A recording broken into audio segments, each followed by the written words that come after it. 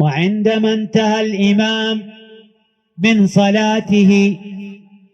صعد ذهب إلى المأذنة لكي يؤذن بأذان الصبح،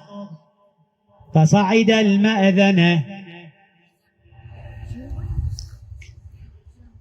المأذنة ووضع سبابتيه في أذنيه وتنحنح، ثم أذن: الله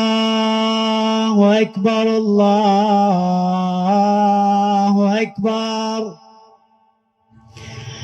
الله أكبر الله أكبر. أشهد أن لا إله إلا الله،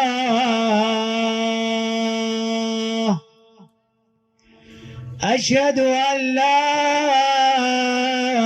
إله إلا الله،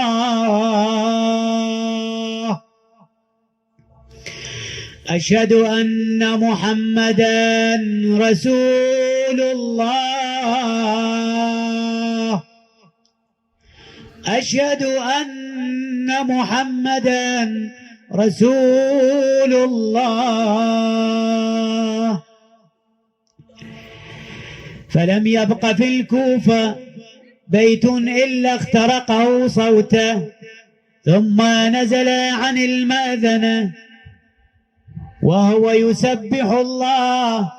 ويقدسه ويكبره ويكثر من الصلاة على النبي صلى الله عليه وآله